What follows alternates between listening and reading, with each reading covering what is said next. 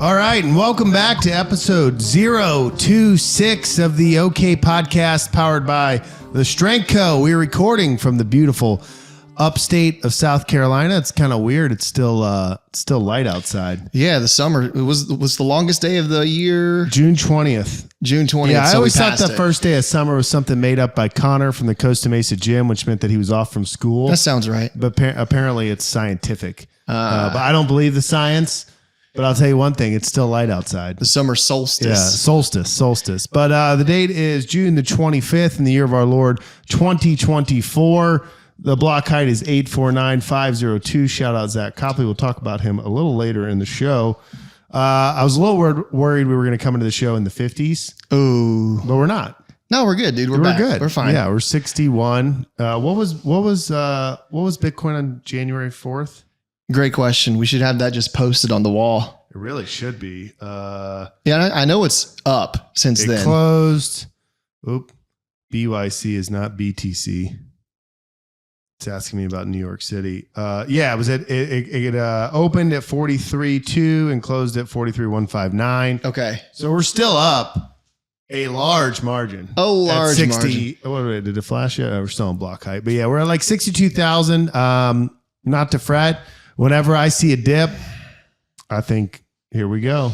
Trump is going all in on Bitcoin. Is he? What do he do now? Now he's talking. He keeps talking about it, the Bitcoin, and he's maybe the Bitcoin. The Bitcoins. Like if I'd named my company Strength Co, he would call it the Strength Co. The Strength Co's. Yeah. And I think he's in talks right now about talking at like the big Bitcoin conference or something in July this summer. That's the one in Miami. I think that's the one he's talking about. I've been there a couple of times. It's interesting. Yeah, I had some people go. It sounds like a nerd convention. Oh, for dude, geniuses it's that are going nerd. to all get rich on the moon. And everybody goes, and there's all these speakers, and then there's two people that they care about. Yeah, and that's usually how it goes. Who are the two people this year? I don't know about this year, but before it's been Sam Bankman-Friedman. He wasn't a speaker, but he was a big deal. I know Michael Saylor was a big deal. I know Ron Paul spoke at it. Yeah. OG. So that Trump might speak at it. Trump might speak at it, which is actually kind of crazy for him to do that. Yeah, that would be wild. Yeah. I mean, we'll find out Thursday. What was he at? 34 felonies before?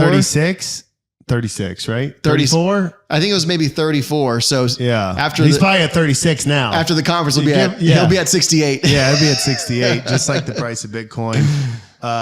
If today you're listening to it, it's Friday morning.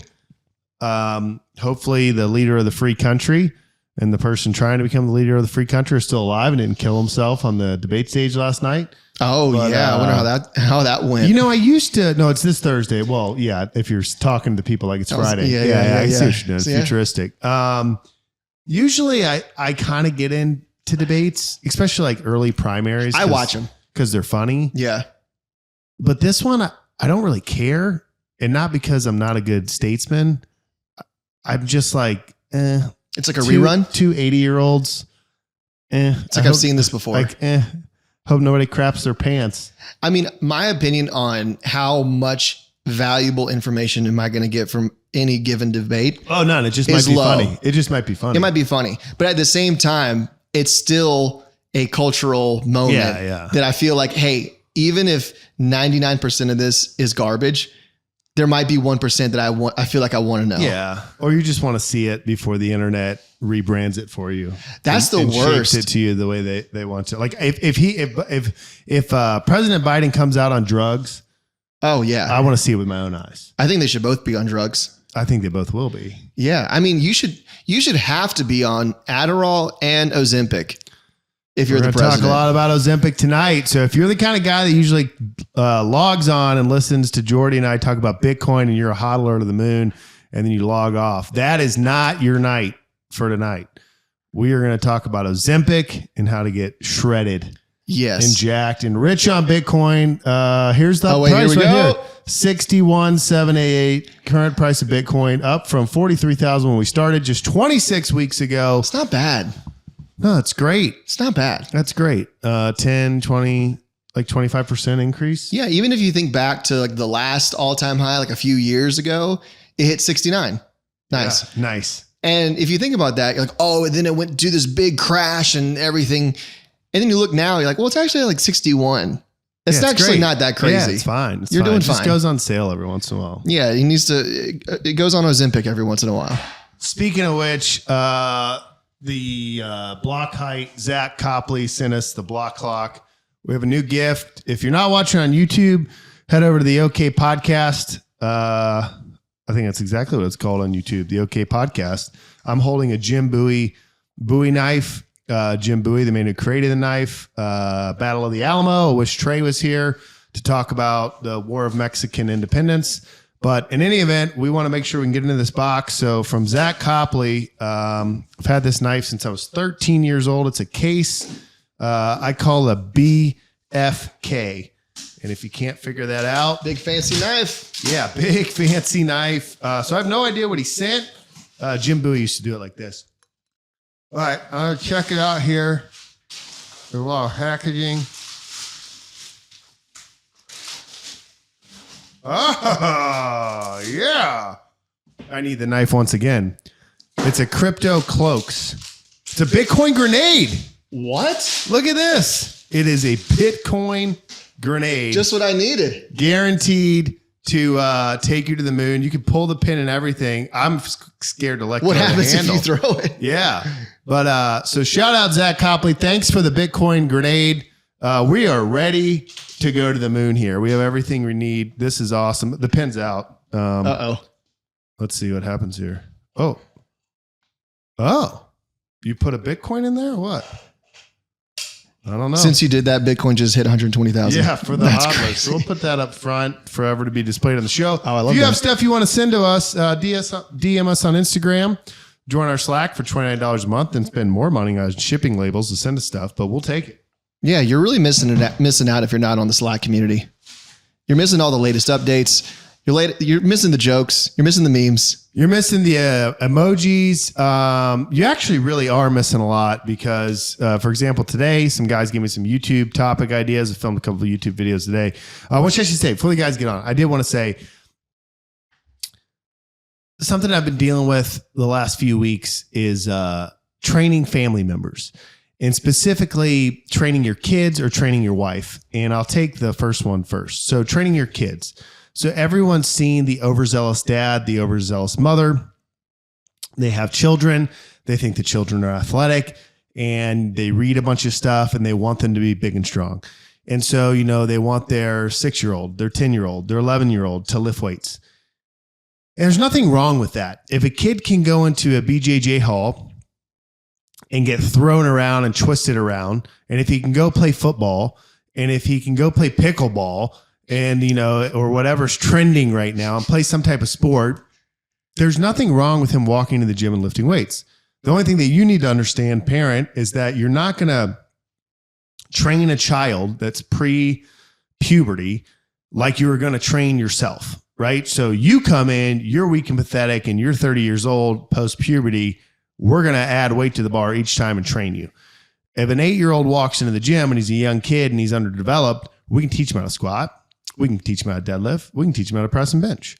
But it's not going to be the same thing. He's just going to kind of be learning. So if your kid's like super interested in lifting weights, like, hey, that's the thing to do. Instead of the girl going to cheer or gymnastics, she comes to lifting class. But it's not going to be the same stimulus or thing to add. So don't be afraid of it.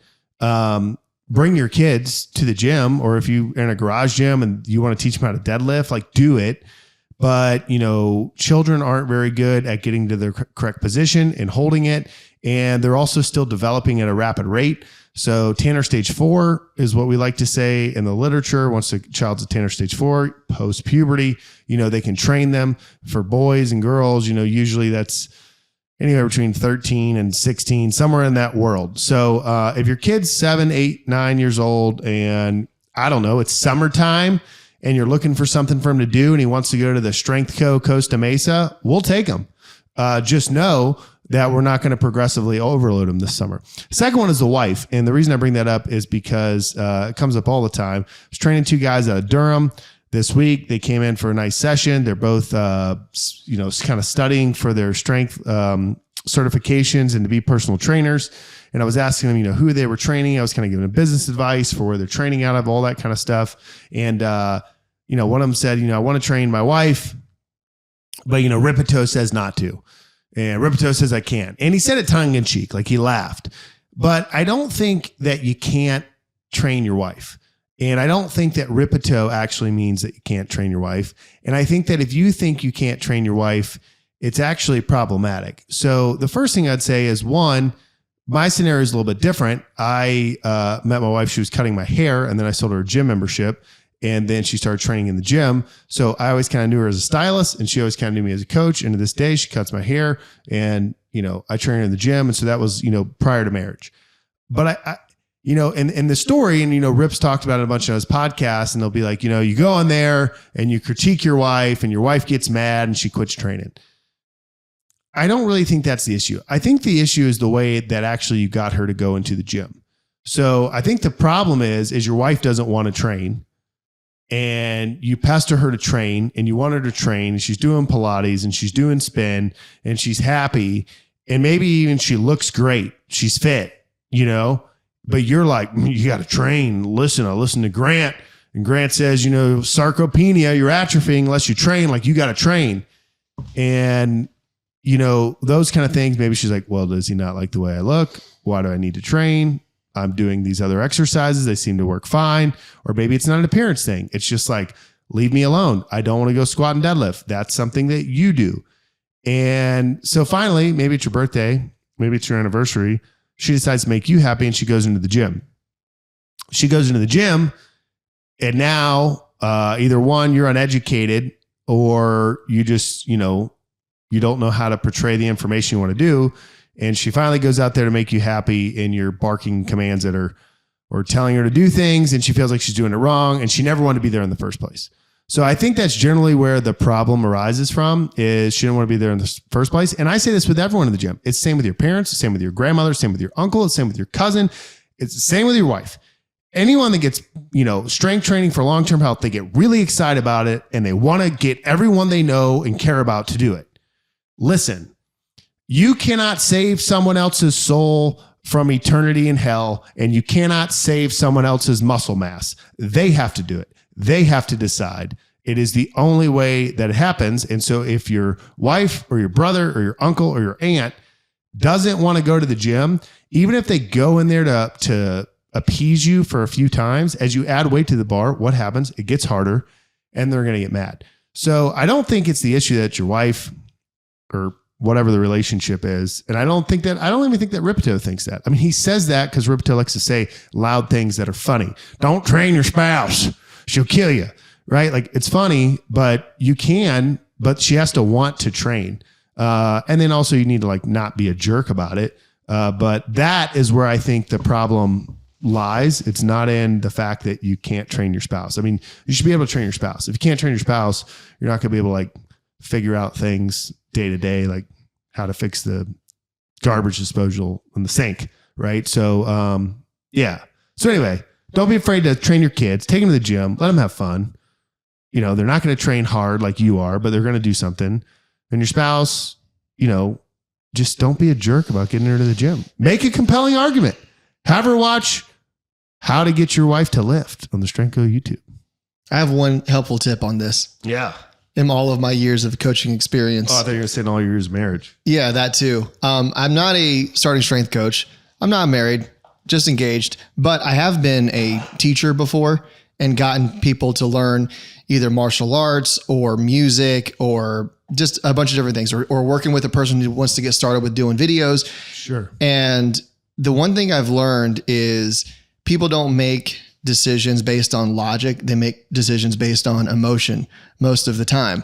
And so you're right. You can't make someone want to do it, but is there anything that you can do to try to help that along? Ultimately you can't, but I think you can help or hurt it. And the main thing is you have to make it fun, especially the first session.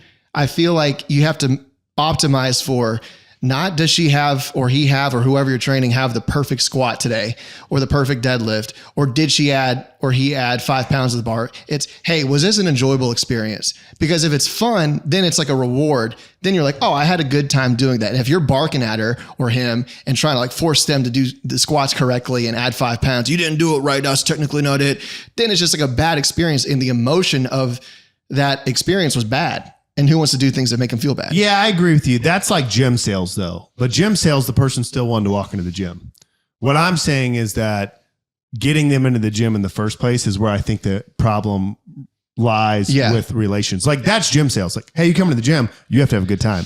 Yeah. Like, you think you want to do this, you may not want to do it, but you have to have a good time. I'm just saying, like, I think the spousal thing becomes a problem because it's like over and over. Like, hey, look, I just deadlifted this. You should deadlift. It's like, I don't want to deadlift. Yeah. It's like over and over and over. And so I think that's like the problem that, like the reason Ripito says that all the time, and every guy meets like, oh, I'm afraid to train my wife. Yeah. I think it's like, well, the approach from like way back 18 months ago, right, when you found lifting, you actually started the problem, instead of, whatever. But no, that's a good point. Yeah, I mean, you have to make it a nice experience. So many guys go in and try to be like the hard charging, like this is the way to do it because I know exactly how to do it, and if you don't do it right, that's bad. You're not gonna have fun. I mean, I don't think anyone means anything bad about it. Like I don't think it's bad intention. Thinking about it. Like I don't think they're thinking about the approach of you know what to do. Like I don't think they mean. I just think they're like, hey, I really like this thing. My wife should do it. Yeah, and you got to approach it a little bit different. That's true. Yeah. Let's get Jeff on here. All right. G-I-G, gig 'em. Gig 'em. Did you see that A&M drama today? Dude. I mean, welcome to episode 026 of the... Okay. Guidons. Okay. So much better without Trey. Podcast. I'm your host, Grant Broggi. PJ here in studio. Mr. Biggie, Major Biggie, joining us from Utah. And Gottlich is maybe here, maybe not. So it happens when you're a busy dad and a salesman in Texas. He was actually going to Oklahoma to hop on a hotel and get on the podcast, and George Strait came on and was like, take me to Texas. And he turned around and was like, sorry, guys. I hate it when that happens. Hate it when that take happens. him to Texas. Yeah. He may join us, right? It's a possibility. You never know. Possible. Yeah. 10% chance. Some kind You'll have to keep listening to find out. Yeah. Zach Copley sent us a Bitcoin grenade. What does that do? I'm whatever unsure, your imagination holds. You can pull a pin. I guess you could put stuff in it. Oh gosh, did the pin just fall out? Great. The price of Bitcoin's in my hand, but we have it now. So now we have 2 Bitcoin trinkets here and counting. Stage. Yeah. Big shout out to Bitcoin. Yeah, and to Zach Copley. He is Bitcoin. Let's talk college baseball. We got a guest here in about 12 minutes. Did you see the game? Totally. Do you know who was playing? Nah. Okay. Nice. Yeah. All right. Next slide. You want to give the? You guys go for it. Go for it. Do you want to give the rundown on it, Grant? I think we just go through the final, right? When so you had A&M, Tennessee.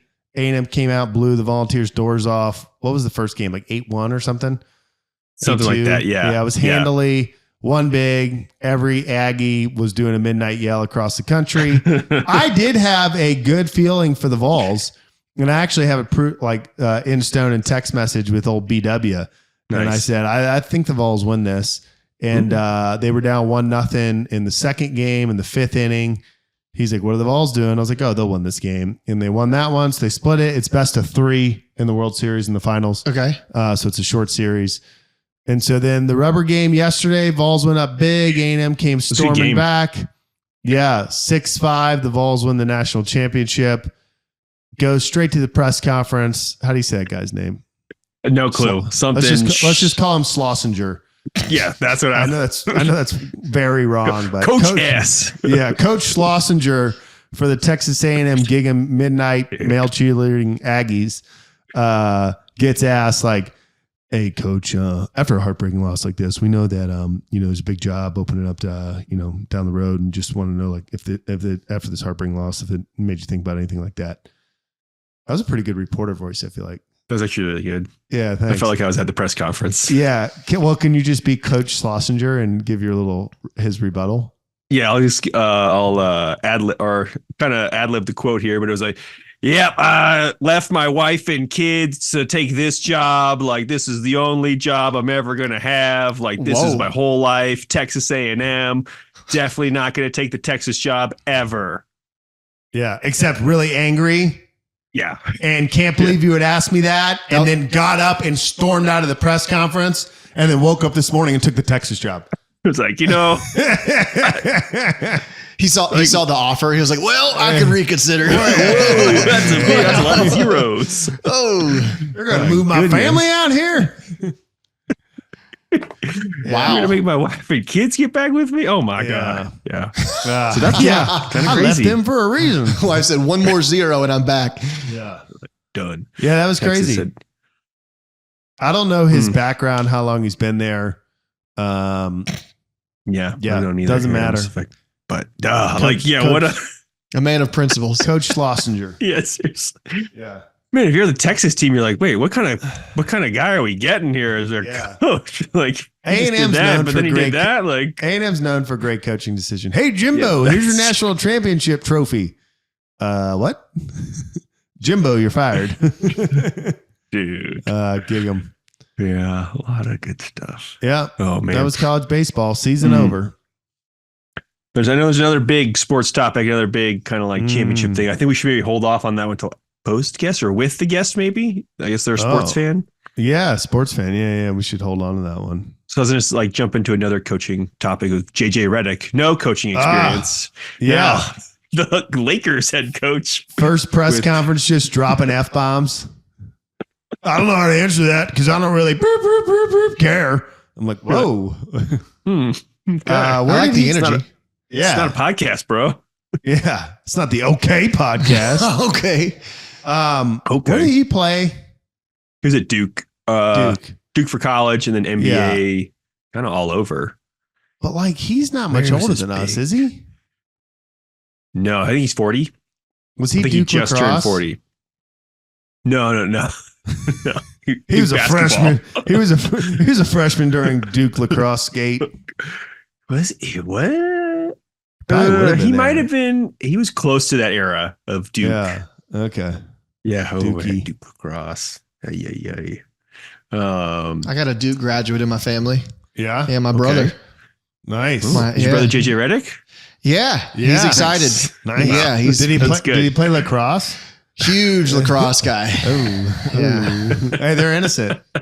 They're It's innocent. true. It's true. Allegedly. Forget that. Allegedly Forget innocent. that. Yeah. Yeah, Word of law. interesting hire. I think that, I mean, obviously I'm a national champion Celtics fan here, so I'm not going to say anything positive about the Lakers, but I really do think that the Lakers are ruined until they get rid of LeBron James because the coach is a puppet head until LeBron's done doing LeBron stuff. Yeah.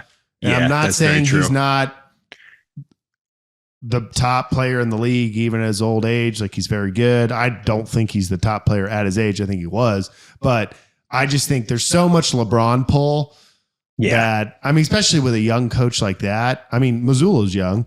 So I'm not saying young coaches can't do it, but I just think LeBron holds too much power in the NBA. Like, I think it's Like, what are you going to tell LeBron as a coach? Yeah, I mean, LeBron like is talking about what runs the trade team. deals they're making. Like, he runs the team. This guy's playing, this guy's not. I mean, that's Grant fan view, right? Like, Yeah. you know, I'm not in the locker room because I take the cameras out of the locker room. Those cameras are personally. out of there. Get 'em out of the locker room. No But, hot mics. Yeah, no hot mics. But yeah, I just think, what is this poor guy going to be able to do? I don't know. He tells LeBron to work on his free throw. He's like, Yeah. Hey, LeBron, I was watching your squat and then listening to the OK podcast, and you need to look down, brother. Down and not use a tonal. You need to get you some strength co plates That's Oh, right. tonal. That'd be epic. or whatever. Strength Yeah. you need a strength Yeah. tonal. Yeah. Ooh. Yeah. Start cranking those out, Grant. Come on. Oh, yeah. Actually, you I'm make making microchips, right? You make plates, right? I'm making an LSD Navy ship right now. As soon as I finish that, I'll move on over. Fire up the tonal machine. Crank some out. Outstanding. Yeah. That's good. But yeah, it's like first time NBA coaches like do not have a good track record. And then usually those coaches have coaching experience at some level. So he's never coached? Never. Like not He even came out of the high NBA. school ball? I think Marietta High School? No, 2021, Legend. I think was his last season in the NBA. Okay. And then he's just been doing, I think, like the commentator and podcast thing. He's got a cool haircut now and Yeah, he does have he's cool friends with haircut. LeBron. So Do you think players make good coaches? it seems like he Who's my guy? has a lot of potential. Who's A my lot guy? of potential. Who's my guy? Celtics guy? 60s, 6 championships, black, 7'2". Bill Russell. Yeah, the player coach. He was Yeah. the coach and the player at the same time. Now that Two is titles. crazy, That's right? Player rare. coach, Bill Russell. I met his wife. That's kind of like a singer-songwriter. Yeah. Did I tell you about meeting his wife, Jeff? No. Oh yeah, I've not heard in this story. Boston, night before the game. Oh, what? Come back. Diana goes to bed. Go down, get some water. Lady standing there. I ordered like fries, and I'm carb loading. I'm competing Obviously. now in the Lift Hard, Live Easy Classic. We'll talk about that later. But Oh. I'm standing there, and there's like a couple avid Celtics fans. The bartender's there, and she says, "Oh, don't worry, we'll win tomorrow. They threw that game in Dallas just so they could come home and win." And the guy thinking goes, "They better win." And the lady next to me goes, "They didn't throw that game, but they better win. I'm ready to go home." And I look down, and she has like 3 rings on, like championship rings. Yeah. With like foam in, so like gigantic, like dwarfing her hand. I said, "Well, it looks like you have some experience, so I'm counting on a Game 5 win tomorrow." And she goes, "My husband was Bill Russell." And I was like, "Oh, I'm sorry for your loss." And she's like, "Thanks." And then I didn't want to be like, "Hey, let me take a selfie." But I knew who she was only because Bill Russell's account like a month ago tweeted, "Let's go Celtics," when they won the East Conference Finals. And it went viral on Twitter because it's been inactive since he died. And I remember reading a news article that one of his ex-wives, this was wife number 4, had gotten into his account and done it and appreciated all the support and said she'd be at every game. But anyway, so I went upstairs and like did some Googling for 20 minutes. I was like, "Yep, that was her." Verified. So anyway, yeah, dude. But to answer PJ's question in a shorter way, do players make good coaches? I mean, Jason Kidd, the coach for the Mavs, former he's player. real good at losing championships. Yeah. No, he's Who good. else? Steve Kerr, like the Warriors head coach, former player. Dabo Sweeney, It's a bunch. Dabo. wide receiver He's- for Alabama. I think he was number 2 on the Lakers list. Yeah, that's right. Who won Dabo? JJ Redick or Dabo? What do you think, LeBron? Redick, please. Who's the best basketball coach to have lived?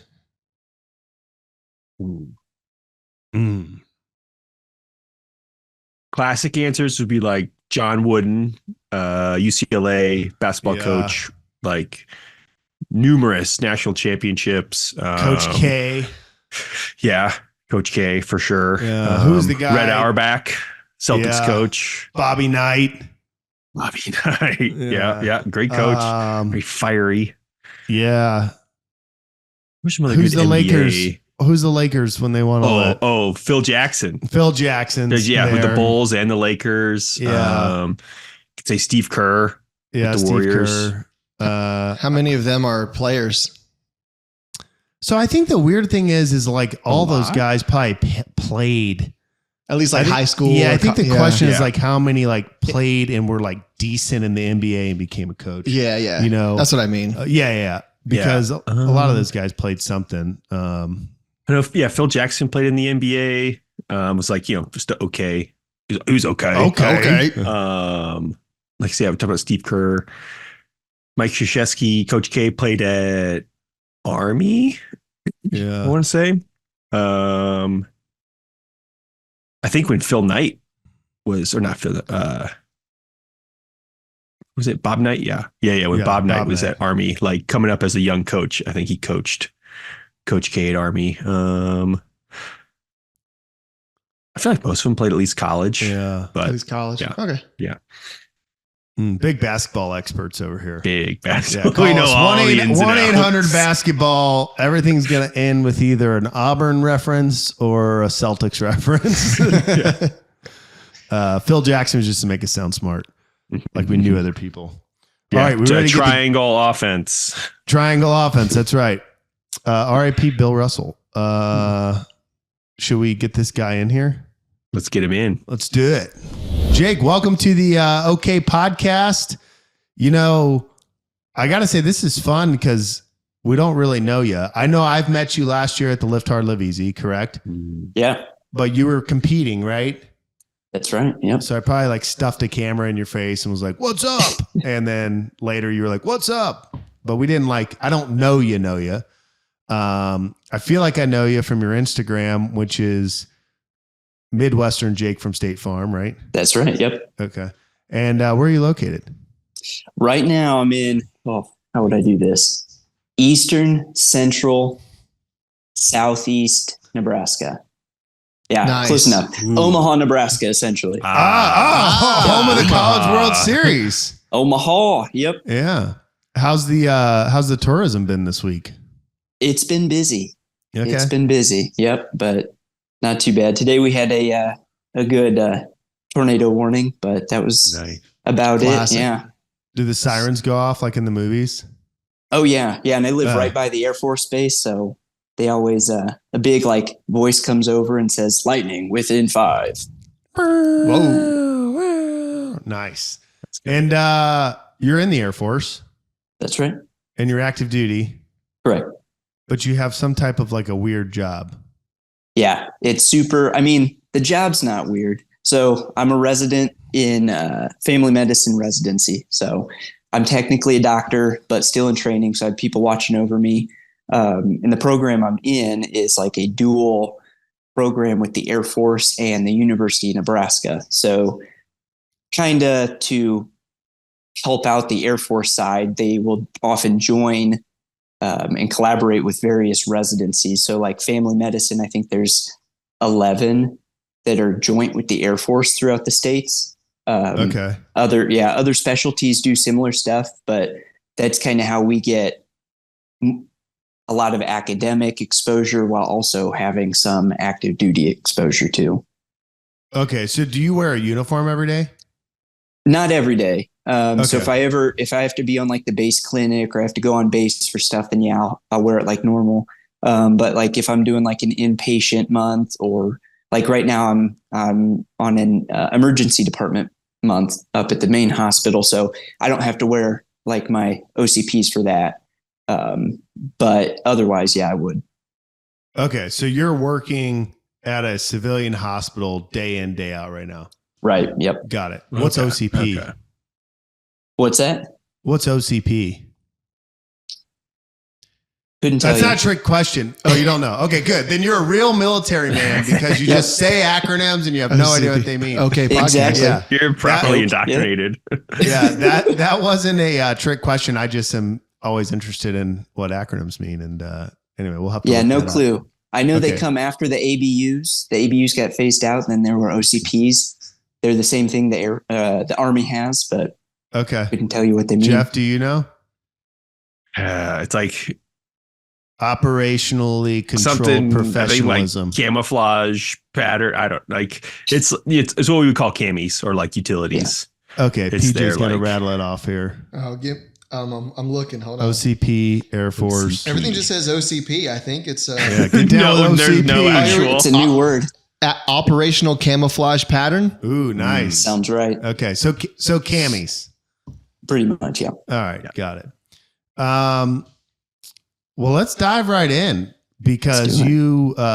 So Jake is a active listener. We appreciate it. You're one of 5, and I've seen this garage on Instagram before with you having the TV behind you playing either our podcast or the Massenomics podcast while you're doing your training. Which I want to talk about your lifting in relation to the Air Force. I'm sure Jeff will have some questions about that. But you did catch my attention because you're the only person that's ever DM'd the account, so that was a big deal. But no, you.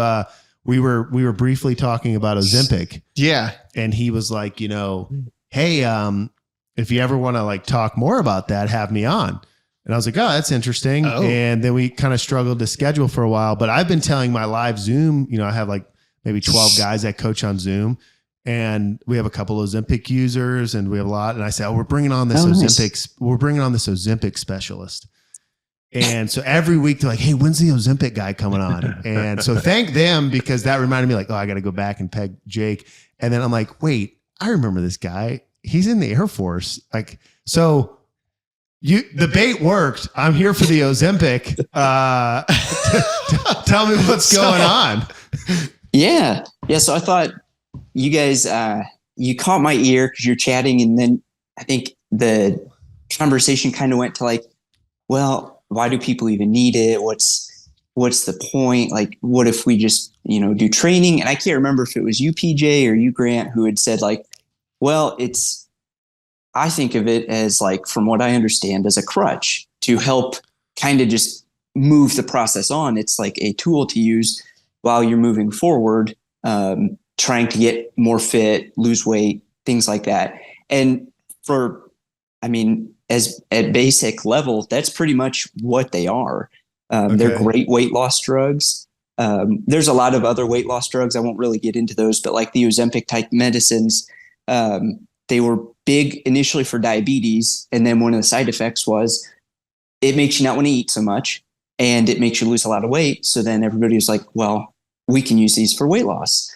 And a couple of them have recently been approved for weight loss. And so really the main reason like a primary care doc like myself would use them outside of diabetes, especially if I had an appropriate case, they've tried other medications.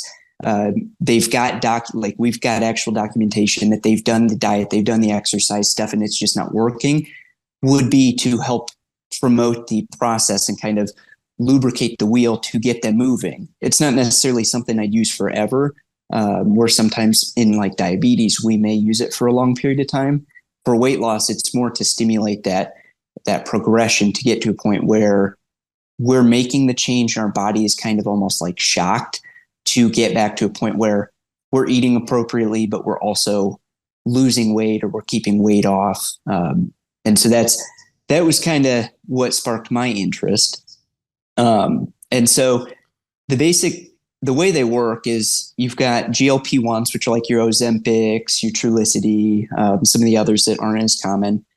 They work basically to slow down our body's own process of making glucagon, which basically tells the body that, oh, we're starving, we need sugar, liver, make sugar. And so the liver will make a lot of sugar. And in obesity and diabetes, those processes can be a little skewed. So you're making a lot of sugar that you really don't need, but your body is thinking that it's, in like a starvation or a stress state. Some other things it does is it increases insulin, but it increases insulin in very interesting ways. It targets certain tissues, like the liver, like skeletal muscle, like some other tissues, to actually take in sugar. So take in the glucose from the blood. Yeah. And so that's how it works really well, by decreasing our blood sugar. And so that's why it's super effective for diabetes. We can see what's called an A1C, which is like a 3-month average of the blood sugar. It has a pretty good drop in blood sugar over 3 to 6 months. But then that's why it also works in obesity, because it drops our blood sugar, not to a point where we have dangerous side effects necessarily, but it lets our body utilize that sugar as an energy source a little more efficiently than what our body is used to. Some other ways, which are pretty common side effects, is it slows down our GI motility. So food just doesn't move through as quickly. That helps make us a little more full. It also signals the brain in certain ways, to essentially tell the brain like, hey, we're not hungry. We're actually full. Stop sending these hormones to tell us that we're hungry. And so with all those aspects, that's how these medications, from like a basic level, that's how they work. So they target several different ways.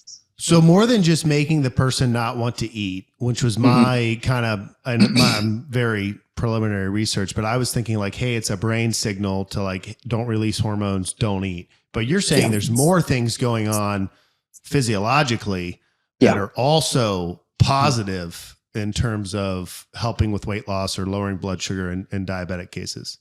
Right. Yep. Exactly. Yeah. Okay. So it's kind of twofold. So what kind of person? So I get the diabetic person, but you get an obesity person and they come in. Well, one, like, how does an obese person come in to see the doctor? Do they come in and just am like, do they come in because they have other issues because they're obese? And then you look at it and say, hey, your main issue here is you're obese. Like, as a strength coach, someone comes into my gym, they're like, I have tons of back pain. I'm like, hey, brother, deadlifting will help. You're 80 pounds overweight. Like, I guarantee you that is like your number one contributor to why you have back pain all the time, is you're carrying this extra stuff around. So are you treating, when people are getting prescribed it, are you treating the obesity, or are you using it because the obesity is causing other things that you're concerned about, or both? Yeah, a little bit of both. So when people come in to like my clinic now, I only see like dependents of active duty members, certain populations of active duty members, and then retirees. So I don't see like the civilian aspect per se, but the people I see aren't necessarily active duty, if that makes sense. But usually, for the most part, they'll come in and it is more like on an annual physical type basis. Like, we're kind of going through stuff. We're going through preventive measures, but hey, we've got the blood pressure issue. You're on medicine for your cholesterol.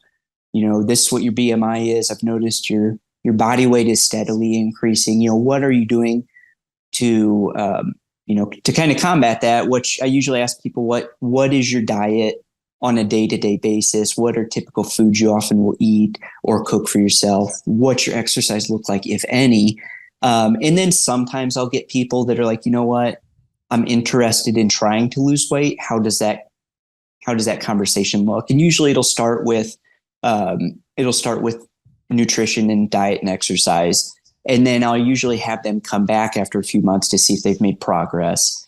And then after that, it'll just kind of, depending on, what progress they've made, if any, I'll have them come back. And that's where we may potentially talk about medicine. It's a little tricky in the military. You can't just jump to like your Ozempic or things like that. You have to trial, I think, 3 to 6 months of diet and exercise, and you have to show and document that that's failed. So essentially just like no weight loss. Right. And then after that, you have to try 2 other medications for 3 months, document that you failed those before you can get to those Ozempic type medicines, those GLP-1 agonists. So, and I want to turn it to these guys here in a second, because I know they'll have a bunch of questions. But so you get a person that comes in and let's say it's a retiree, they're obese or overweight, and you tell them diet and exercise, or they tell you what they eat. Because I'm always curious on like human behavior, right? Because I'll get people that come in and they say, hey, I want to lose weight. I want to get stronger. I say, hey, well, tell me what you're eating. And they're like, well, in the morning I eat overnight oats. And at lunch, I eat some rice and chicken and broccoli. And for dinner, I usually have like salmon and a salad. And I'm like looking at them and I'm thinking, nothing you said to me is true, or that's all true. And you also had 3 cartons of ice cream or whatever it is. Right. But like, it's easy if you're someone that trains and eats, for health to know. Is that tough? Or do you see that where people come in and they tell you, or I'll just layer questions on, you can run with it. Or you tell someone, they tell you what they're eating and you say, hey, make this adjustment, add this exercise in, come back in 3 months. And they come back in with documentation and say it's failed. Is it like, oh man, like do you ever feel like you weren't doing what you said you're doing? Or, you know what I mean? Like, is that like frustrating or like, what's that process like before you even get into the medication side? Yeah. Yeah. So usually, when people come and talk to me, I very rarely so far had the suspicion that somebody was just like, oh yeah, I eat nothing but, lean beef and protein and vegetables and berries. And I've cut out all snacks. Like I've maybe had 1 or 2 people that I was like, this seems suspicious. Most of the time people just flat out, cause you're at the doctor, you've wasted, you've spent enough time to get there. They're usually like, well, I might have a bowl of cereal, and then I usually will go get takeout for lunch, or I'll pack a ham sandwich. And then dinner time, usually it's hectic with the kids. So we get takeout or we get fast food real quick. So oftentimes I feel like I just don't have time to cook. That's usually the conversation. And then when I have like weight loss specific appointments, which is one nice thing, I'm able to kind of organize my clinic, and I have a lot more weight loss patients than a lot of my other colleagues do. So those usually will be a little more specific. They know what they're eating for breakfast, lunch, dinner, because usually the way I'll start the conversation after trying to get an idea of where people are starting with a baseline is, these are the foods I recommend at these meals with these added things to it. And I also recommend using something like MyFitnessPal, where you can enter literally every ingredient and run with it. And you can save meals, you can do this. And that's usually how it'll start. Okay. It's kind of 50-50 on how people then follow up. Either, no changes made, or they've made decent to drastic changes, and, we've got something to run with. And do you find that most people are ignorant of how bad some foods are? Like, that's kind of what I have found is, they'll explain things like someone that is truthful, like, well, I'll get, I'll have chicken and I'll get a side of ranch, or, and I'm just like, wait, let's talk about the ranch for a second. And like the nutritional benefits, none. I guess some some calories, right? But like versus, everything else you're getting. And I'm always kind of blown away. And maybe it's just because I've always been interested in health and fitness, and I've been on MyFitnessPal so much or help people. But do you find that a lot of time it's like people just don't know some of the decisions that they're making, like how bad those foods are? And it's not, it's not like, it's just ignorance. Like they just have no idea. Yeah. Yeah, definitely. Because a lot of people, that's not something that's in their repertoire. It's not something they were really ever told to go do. So exactly to your point with the ranch, you see people very commonly, I eat nothing but salad and, a bunch of vegetables and chicken. And then you do a little more probing, and it's like, well, what dressings are you putting on? How much ranch? It's okay to have maybe a little dabble of ranch if you've accounted for it, but are you just guzzling the ranch down? Are you guzzling, the vinaigrette and butter down? How does that all work? And I would say probably 90% of my weight loss conversations, it usually ends up with I had no idea. Like salad and cereal seem to be the biggest contributors. But yeah, people, they just don't necessarily look for it, or if they do look for it, they don't necessarily what specifically to look for. And they don't break that down or understand like, okay, yeah, sure, your carbs might be low, but you really have to pay attention, like how much added sugar then is in that.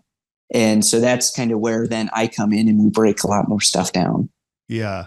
Okay. So I have one more question before let these guys hop in here. So one, I find that super interesting. I always think that salads are the worst, and they're not, right? Like it's not like a salad's evil, but it's people actively trying to do the right thing. It's people on a business trip, they're trying to like, I got to have a business lunch.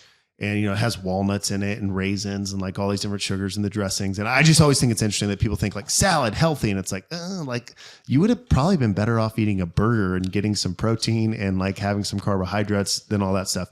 But back to they get to the point where you prescribe Ozempic or, something of another name.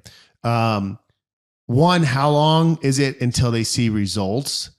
And then what happens?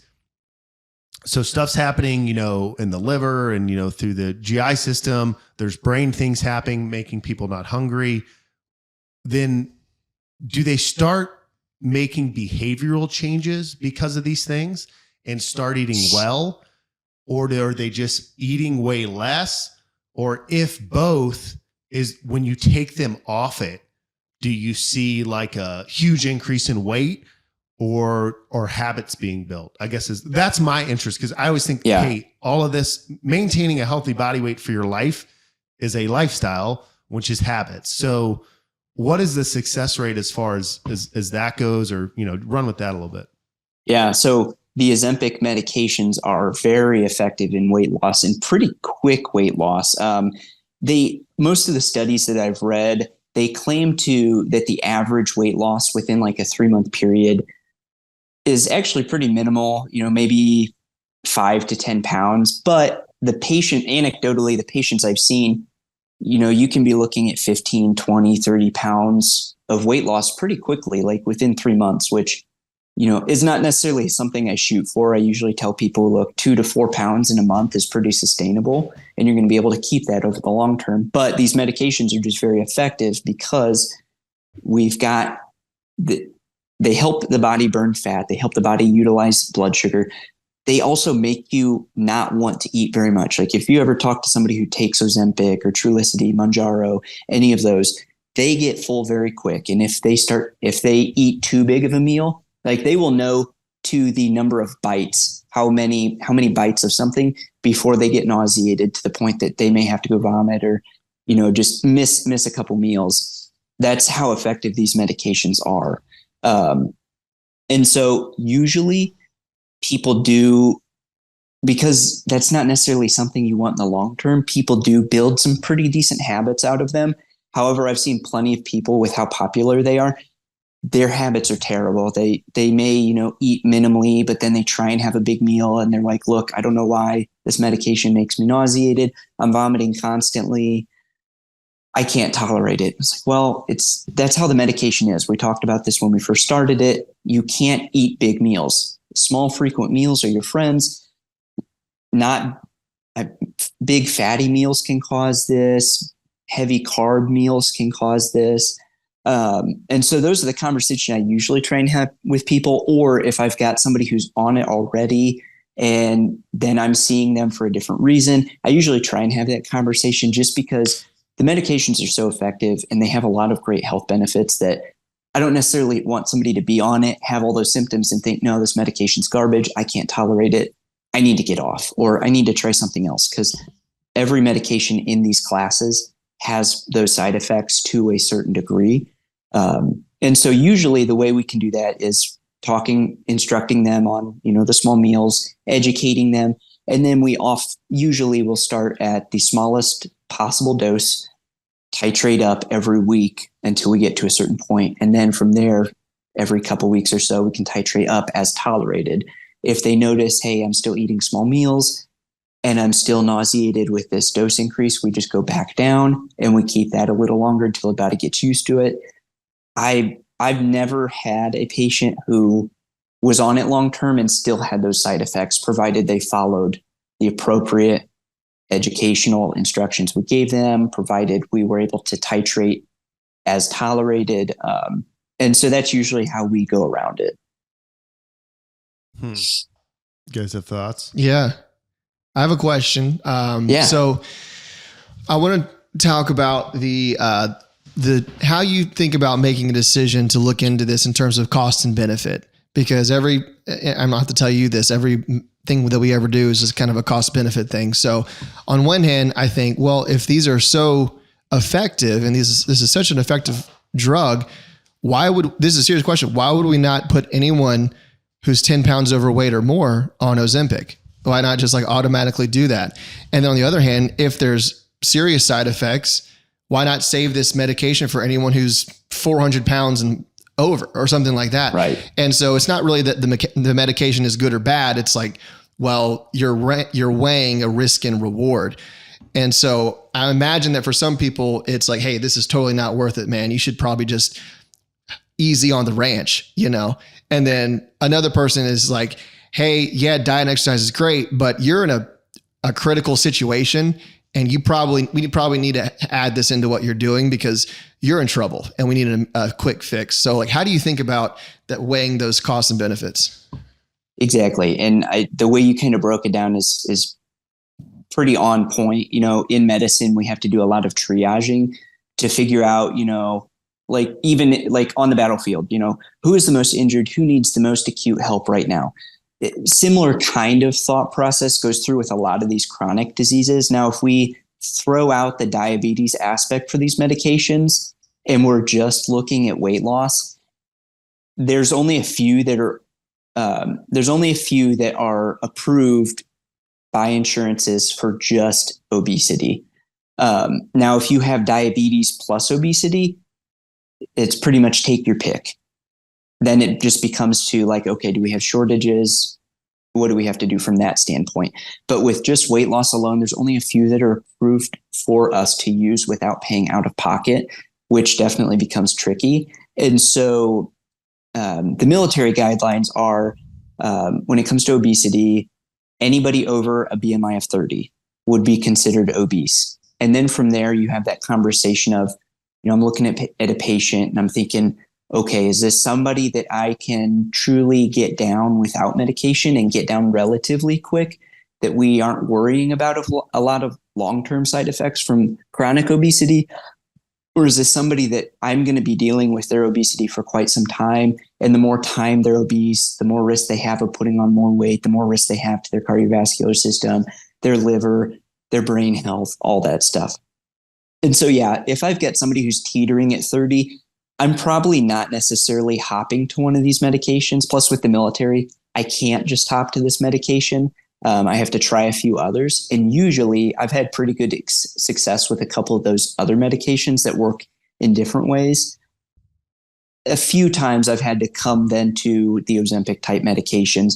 But like you kind of brought up, is it somebody where you're looking at somebody who's a BMI of 40 or 400, they're over 400 pounds. They've got a lot of health issues. Then yes, that is definitely something that kind of triggers my thought process a little more is, do I already have hypertension, that I know that they've got chronic cardiovascular disease? Do they have high cholesterol?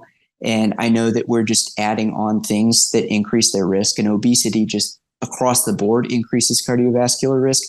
Then yes, I'm going to fight to try and hop to one of these medications like your Ozempic, your Mounjaro, things like that are approved for weight loss in obesity. So that's where I'll kind of play into it. The other side then is the cost.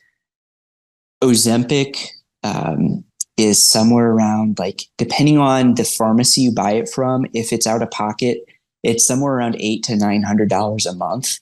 Oh, wow. Which is, it's 4 shots or 1 shot every week. So essentially 4 shots worth would be roughly almost $800 to $1,000 a month, just for weight loss if we couldn't get insurance approval. So I've had that conversation because people don't want to jump the hoops of the other medications because they've heard from their friends that Ozempic works so well.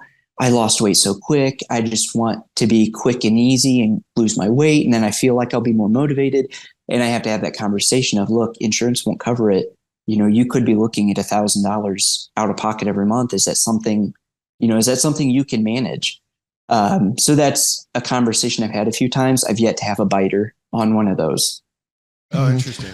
And so just one quick follow-up is that, so let's say that someone is a BMI of 31, has disposable income.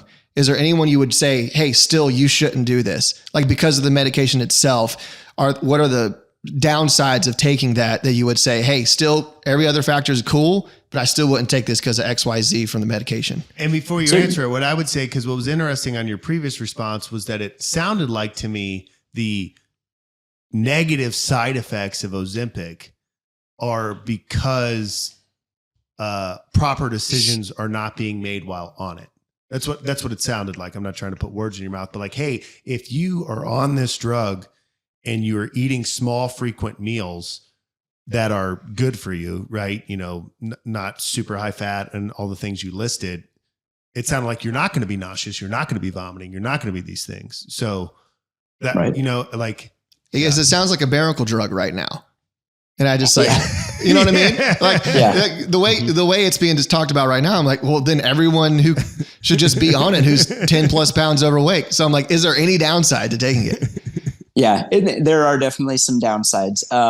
For one, nausea and vomiting is by and large the most common. And I have seen some cases where people get into a little bit of trouble because, either it is truly they are following our instructions and they just cannot tolerate it. And they get to the point that, okay, I've dehydrated myself from vomiting, or I've got diarrhea, which is another common side effect. Then now I'm in the hospital, or I'm at least in the emergency department and I need IV fluids. Then that's definitely, if you've ever had that, that's something where I consider and say, okay, let's switch medications. Let's look at other factors.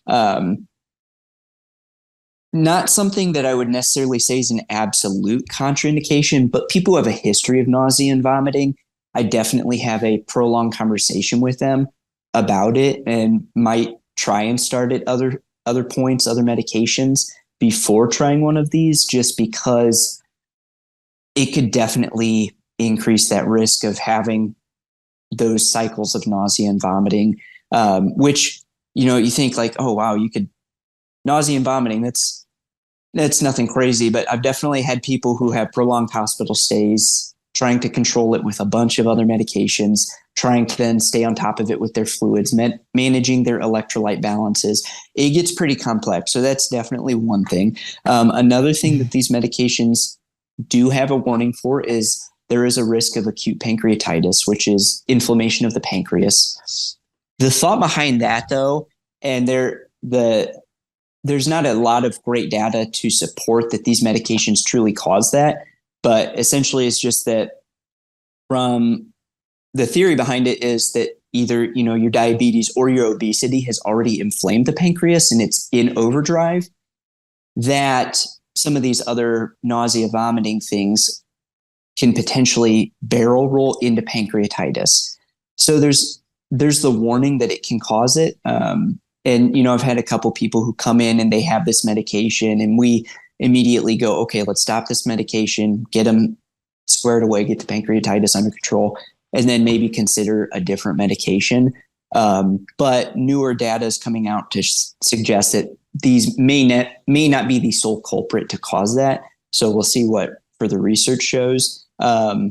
Otherwise, there are some other black box warnings, absolute contraindications for these, like people who have a family history of like certain thyroid cancers or people who have certain thyroid conditions. They actually say not to use these because it can significantly increase your risk of those thyroid cancers or thyroid conditions. One of them is called medullary thyroid carcinoma. And there's actually like a familial syndrome that's got a risk of that too. So anybody that would have that in history would be an obvious don't do this. But those are really the big things. There's even data coming out to suggest that these have a lot of great cardiovascular benefits, potentially due to weight loss. But there is also some protective effects over the cardiovascular system. And so a lot of new research is being funneled in to try and figure out, like, is this something we could use in somebody who maybe isn't obese, who maybe doesn't have diabetes, but has cardiovascular disease? Like, would that be an approved option? So we'll see. But those are usually the biggest side effects and biggest things I'll talk with people about, like, hey, this drug probably isn't for you. Yeah. Jeff? I had a couple questions, but he actually covered the answers, so I won't make him rehash those. But okay. The question if you want to keep talking to Ozempic, mine's more like Air Force, military, career path, like related. So if you have more Ozempic stuff, I got one more, and then I want to make him quit working, and then we can just have fun and talk all the stuff you want to come on the podcast for. But I'm always interested when I get I do a nutrition consult for someone, or I have someone in the gym, and alcohol is a huge factor, right? And when you start to like peel back the onion, it's like, brother, you're drinking 8 beers a night. Like, of course. Right. And so it's usually an easy win. Like, I actually love when I get a casual beer drinker on like a nutrition consult, because I'll be like, hey, only drink beer on Fridays, and, or, some kind of like simple rule to follow, and they'll just start shredding pounds. And then they realize, what that does. But my question is, you talk about, hey, small meals, maybe not high fat, these things that Ozempic gives you these problems. What if you have, because a lot of overweight people that I see, the problem is actually alcohol consumption, which leads to all kind of other medical conditions I know. But do you see negative side effects for, people that are drinking and taking this? I've never actually seen a specific case where somebody was drinking and had this, but I've seen plenty of cases of alcohol-induced, you name it, pancreatitis, nausea, vomiting, X, Y, and Z. Sure. And so that is definitely on almost everybody that I see for an annual physical. Even if, they're coming in for something else, sometimes if I've got enough time, I'll definitely probe them to try and figure out where their alcohol level is. how much they drink, is it per week? Is it per day? And then I'll dive further in because that is one of the easiest things to try and peel back and just say, look, these are empty calories. If we can cut down on this, maybe not 4 beers a night, maybe 1 beer, and then maybe 1 beer every other day, then maybe 1 beer a week, whatever. Right. And they start seeing those results. And the ones I've had, it's impressive. That being said, trying to convince somebody, especially a potentially retired military member or somebody else who's undergoing a lot of stress is a different story. Good luck. Yeah, definitely.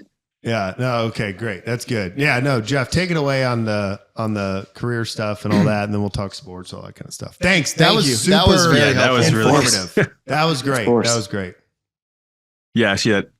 They solved the answer. There's some commercial the other night that was like GLP-1, and it was this guy doing this like injection, but like then that was like all the information in the commercial. So you're like, what is that? And then I'm like, oh, okay, it's like one of these other like similar like weight loss drugs. Got it. But yeah, just kind of curious on like how you came into the Air Force, what it's like coming, like were you, I guess I'm assuming you were a doctor before commissioning in the Air Force, or you selected to go to the Air Force and then they paid for your school. Just kind of curious how that, like, I always think it's interesting with these like special kind of like, I don't know, specialty jobs in the military, how people like get into that and kind of then like what, if any sort of like entry level training, like what is it, like a very truncated kind of like, all right, we know you're gonna be a doctor, we don't need to like you march around and run through mud pits and do all this crazy stuff because like, hey, we really are just after your like very specialized skill. So yeah, what was that like for you? Yeah, so I got a scholarship for medical school. First found out about it when I was an undergrad. I knew I wanted to be a doctor. Was going through classes. I think I actually first saw the Navy scholarship program and I looked more into it, and it has a monthly stipend. You get a sign-on bonus. And then the big selling point, we will pay for all of your medical school. Yeah. It's like, oh, well, sign me up. Yeah. And then my dad had served in the Air Force for several years back in the 90s. So Air Force was kind of on the higher end of my list. But ultimately the Air Force, the Navy, and the Army all have this program called the Health Professions Scholarship Program. So doctors, PAs, I believe NPs, dentists have their own thing, but it's pretty similar.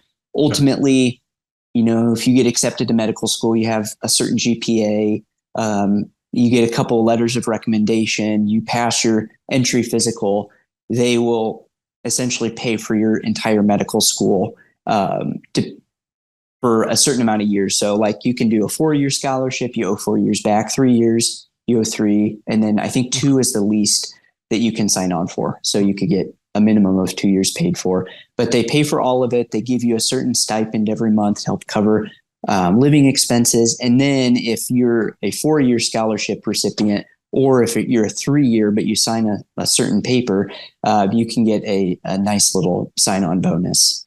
Nice. Kind of at the start of your scholarship. So I found out about that in undergrad. It's like, this is what I'm doing. I know I'm going to be a doctor. I don't want to pay for medical school. Yeah. It's already hard enough to get in. Most schools are somewhere around 30 to 50 grand a year. A couple are even more than that. And so was able to get in, did my entry physical at MEPS, one of the worst experiences of my life, but we made it through. Great. The nice thing was, turn your head and cough, Jake. Yep. Because I was an officer select or whatever they called them, I got a little better treatment.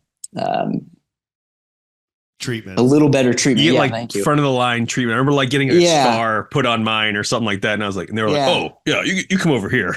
Yeah, it was something like that. They funneled all the officers into a certain area. They didn't yell at us. You weren't front to back. So got that. That's done, a nice way to put that term, front to back. But yeah, and then so got my scholarship started. I actually commissioned while I was in medical school. So it's kind of weird. You commission, you get your stipend. You're technically a second lieutenant. And then you go do officer training school down in Alabama. But for the medical people, they're like, look, 5 weeks. That's all we're asking. 5 weeks. You don't even have to stay the full 8 weeks, just 5 weeks.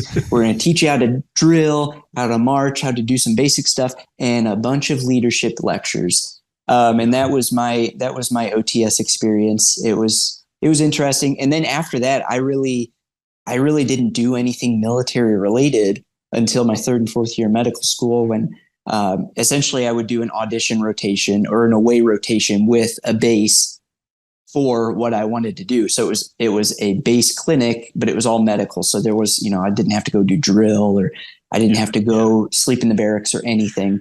And so that's pretty much how it was. And once I graduated med school and I knew where I was going for residency, then it kind of just skyrocketed with the amount of exposure and Air Force paperwork and yada, yada, yada. Yeah. Figuring out what a Diddy move was and getting out here. So yeah. Are you a captain now? I am. Yep. Okay. Got it. Nice. Yeah. Do you ever feel like when you have to do super military stuff, kind of like a fish out of water? And Jeff and I can say that comfortably because we both left active duty, spent some time as just like total civilian before we came back into the reserves. Yeah. And I'll tell you this, I go once a month and I get this like weird butterfly, like I'm the commander of a unit and I'm like, wait a minute, like, are these oak leaves on the right way? Like, how do I do? Because you just don't do it every day. Like when you're active duty, it's just like, oh, this is what I do. Like, do you ever, I don't know, like when you're doing like, you must have to like go to a formation once in a while, right? Occasionally, yeah. So we'll have meetings where we have to be in formation or we have to stand at attention. But yeah, it's especially so like our first year of residency is a lot more at the big hospital, so very not military. And then the next 2 years will be a lot more military focused. And then obviously after that, it'll be full military. But it's definitely, there's various things it's like definitely have to think about and try and remember like, okay, this is how I'm supposed to do it. Or, this is how I would do it at the hospital. But like, is there a process? Like, who do I need to talk to get this paper filled out? Right. What do I do? Whereas I could easily figure it out there. No clue over at the military clinic. Right. Or like the other day they held a kind of like a little graduation ceremony because you finished your first year. And in medicine, when you finish your first year residency, the military deems you fit that if needed, you could go serve as a full-fledged doctor. And so you have a little graduation, you get a piece of paper, you go to our program director, which is, he's essentially like a lieutenant colonel. He presents you with something, you shake his hand, it's a full photo op, you're supposed to salute. And sure enough, like I had my badge on, I wasn't supposed to have that on because it's not military. Shook his hand and I forgot to then turn and come to attention and salute him. And so thankfully, they're all very understanding because they know they've all been through it. Like these guys have no clue what's going on. And they're just like a quick, like, hey, we got to keep doing this. Is actually how we do it. Yeah. So yeah, it's definitely like if I'm in that moment, I have to slow down a little bit, try and remember. Yep. I want my doctor to know very little about customs and courtesies and a lot about medicine. So you're okay with me. If I ever get hurt, I want to be seeing you. Like you're not caught up in the drill manual. So that's good. Okay. So you're just finished your first year of residency. That's where you're at now. So now you got 2 years more. Congratulations. Yeah. Nice. Congrats. Yeah. And are you thinking you're doing a Air Force career? Probably not. I think some things would definitely have to lean way in the right direction to stay in for a full 20. But I mean, just with pay alone and then moving around constantly, those are kind of the two big things. The military does a pretty good job of trying to catch up with the pay gap. But then the moving on top of that. So we'll see. The short answer is no, but I'm not opposed to it. Yeah. I think the moving's by far the worst. And do you have kids? I have a daughter. Yeah. Yeah. So you have one. I mean, I view everything so much differently now that I'm married and have a kid on the way. I just think back to when I was a second lieutenant and like, what's wrong with you, Sergeant? Get control of your wife. And now I'm just like, oh man, like that was terrible advice. Cause you're just insensitive to it. But yeah, if you want to do 20 active, it really, thank you for your service to to the service member, but like to the families and like moving around, like it is moving is the worst. Like it is. Exactly. Yeah. People say they hate public speaking. I'm like, no, you don't. You hate moving. That's what you really hate. Yeah. Yep. Okay. So let's get into the fun stuff. We get it. All You're right. a captain. You're an Ozempic specialist. You're also a lifter. You got a good gym back there. Yeah. This is the best background any guest has had, I think. Yeah, I think so. Absolutely. You got a band, Massenomics banner back there. I love it. Okay, before we get into sports and your lifting, so I want to talk about your lifting and maybe the Lift Hard, Live Easy Classic, but your Instagram handle, Midwestern Jake from State Farm. So we got a Indiana boy over here. What's up? Go Hoosiers. So, yeah. Hey. Talk to me about your thoughts on Midwestern versus Midwest. Like where you from? Yeah. So born and raised in Indiana, Oh, northeast corner up in Fort Wayne, Indiana. Went to school down at IU Bloomington. This is the first time I've moved out of the state, was to come out here to Nebraska. So obviously went super far, never left the Midwest still. And so that's kind of where the whole Midwestern thing came from, because I've never left the Midwest. Very much have a big Midwestern family. I catch myself doing a lot of the, didn't see you there. Oh, sorry. Yeah, Let me get that door for you. Is a big thing. It's huge. I tried. There was there was a brief time in college. I tried to cut that out and it wouldn't happen. So I just went with it. So yeah, that's where that came from. And then of course, ever since that stupid State Farm commercial came out like 15 years ago, it's over. The Jake from State Farm has just been nonstop. I still get people that are, oh, where's your khakis? I'm in the hospital taking care of some super sick person. They're like, Jake from State Farm, where are your khakis? Oh, great. Haven't heard that one before. Hilarious. So, yep. Okay. Who are your sports teams? So big soccer fan. So Jeff's flag back there is a sin. Big Manchester United fan. Oh no! Well, it's been a rough. It's been rough. It's been a rough go, but I've followed them since I was 5 or 6. So Beckham era, and then just ran with it. In the past 12 years have sucked. So yeah, big Manchester United fan. Outside of that, love college football. If I didn't like Notre Dame, it'd probably be a sin for where I'm from. So love watching Notre Dame football. Try to love IU football, but they're struggling. Yeah, so it's hard, but I still love to watch them. Then IU basketball. For the pros, big Boston Celtics guy. Yeah. My dad forced that on me, and I'm finally getting some love from him. Yeah. And then big Miami Dolphins guy. So also finally starting to get a little bit of love from them too. Yeah. Wow. Nice. So kind of all over the place. No, that's good. I like kind of all over the sports fans when it like makes sense, right? Yeah. Like people ride me all the time because I grew up in South Carolina, but I've only ever liked Boston sports, and they're like, you also like the Confederacy. Like, what is wrong with you? And I'm like, well, you don't understand, okay? Like, let me explain this. My people were in Milan when that happened. Yes. So no, that's good. Well, should we break into him about the Euro thing happening, round of 16, or should we go right into the Stanley Cup finals? I feel like you guys could have a soccer moment here.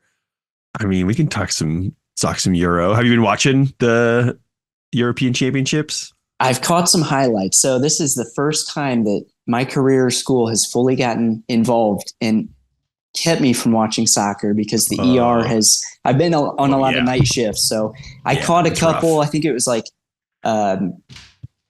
Portugal had a end of like a game winning goal in like the 91st minute. So I caught that. I've seen a couple other highlights, but unfortunately I haven't gotten to watch too much of the Euros this year. I've heard there were some great upsets and great games overall. It's been interesting. I think England, he's always just so like intriguing to me, looks absolutely lost. They don't know. I don't understand how that team can only produce 2 goals in 3 games with that pool of talent. Portugal looks good. We'll see how Ronaldo keeps fitting into the lineup as they move on into like the knockout stage Germany looks really good. Spain looks really good. So I think it's going to be good, like round of 16 and then further on. So I'm pumped. It's been good. So it's the round of 16 and then something starts Saturday, right? Or the round of 16 starts Saturday and it's play-ins right now? Round of 16, I think, starts Saturday. Okay. Yeah. So I think a couple more groups have to finish out. So there's still kind of more stuff, teams up in the air as far as who's actually going to comprise the last 16. But it's kind of like coming into focus a little bit. One of the groups is all totally up in the air. All 4 teams are tied at 3 points. So we'll see what happens. And this is only European, right? Yep. Correct. This is okay. Yeah. Okay, got it. Yeah. I'm trying to figure it out, Jake, but if you like, you don't it's all new to me. So I just I kind of got the World Cup down. And what I mean by that is if you live in South Carolina or in Southern California, I only live in southern coastal areas, but if you live in Southern California and you go to lunch to get tacos and the World Cup's on, everyone yells goal when Mexico scores. So I thought I had the World Cup figured out, but and then Jeff has just been blowing my mind for 26 weeks on all this complexity of soccer. Yeah, no, as somebody who grew up playing soccer, it's very used to re-explaining a lot of these or explaining the rules, explaining the different relationships and the different leagues and like how the EPL doesn't play in the Euros or the World Cup. Those are all players that come together and play in club. Countries different. You know, you've got the Copa America, you've got CONCACAF, you've got the Euros, you've got the Asian League. It's a mess. Yep. I could definitely understand the confusion. Okay. Love it. We're glad you're here to sort out our weight loss mess and our soccer mess. Okay. Are you going to Lift Hard, Live Easy this year? I am. Are you competing? I am. Okay. So tell us a little, I don't know, give us the 2-minute version of kind of your lifting background, maybe touch on how you found Massenomics. And then let's talk about what you're hoping to hit at the Lift Hard, Live Easy 2.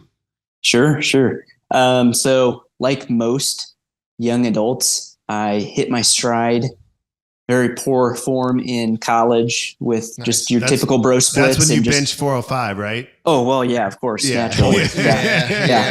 Everyone does. Same. Yeah. But darn on pec Monday. muscle has just been strained ever since then. No, so started out there, did a lot of your typical bro split, kind of squatted well above parallel, deadlifted with a dog shit form, all that fun stuff. Got into more of the medical school or closer to medical school, really started paying attention to a lot of more of the form because I couldn't figure out why my bench wouldn't go up, why I couldn't actually squat. So that's really where it kind of took stride.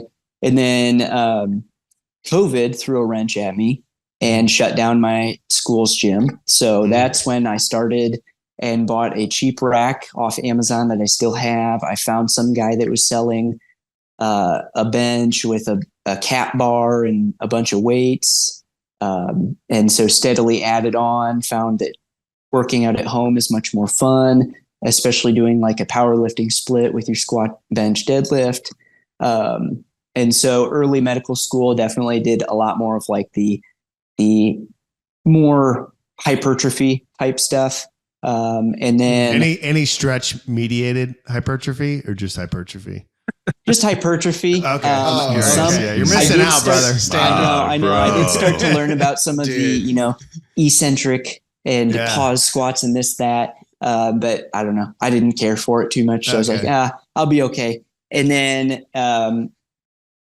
early med school started to figure out, like I'd always watched strongman and stuff like that, but got a little more exposure to powerlifting. And I think somewhere around like my second year of med school, started seeing Massenomics stuff pop up, but more so their t-shirts on other people. So I think I saw like the PBR shirt was the first one. I was like, that's cool. Cause I drank a lot of PBR in college. So that would be cool. And then finally found their podcast, I think like 3 years ago. And then, the beer parodies just hooked me in. And then I, listened and saw what else they did. And so been an avid follower and ever since. And how long you been how long you been a supporting member? I've got my card here just for this occasion. Let's see. Man. Since January 21st, 2022. That's member number good. 112. Yep. Pretty good. Pretty good. All right. So you've been a member a minute. That's good. And so, last year you competed. Was that, have you done powerlifting meets outside of that, I assume? Or was that I did. My first one was in 2022 in the spring. It was a local meet back in my hometown. And I think I ended up with like a 1235 total. So nice. Not too bad. Yeah. I'd hit a deadlift I never thought I would hit. So I was pretty happy with that. And then thought I would do a couple more because it was my last year of medical school. So I had a lot more free time and just, I don't know, either they were too far away or something happened at the same time. So just wasn't able to do any more that year. Then knew as I was accepting that I was coming out to Omaha that I'd be very close to Massenomics and that they were just so happening to have a lifting event.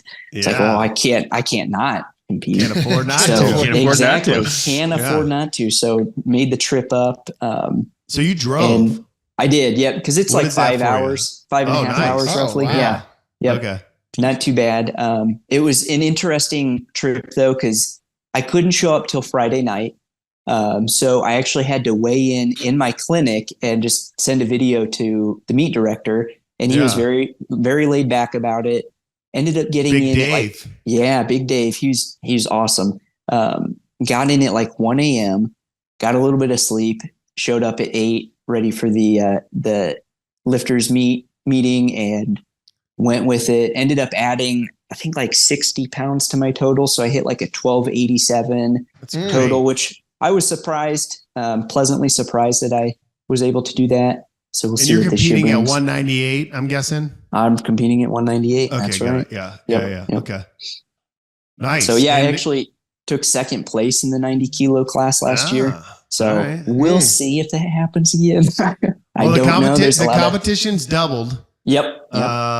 So allegedly, allegedly. a lot of people sign up early on and then, fall away. But so the competition's doubled. But do you expect the way your training is going on? Because, it's funny. Powerlifting is such an interesting sport because everyone thinks like no one cares. Like you care. Like all you care about is watching someone's like third deadlift and it takes more than 5 seconds.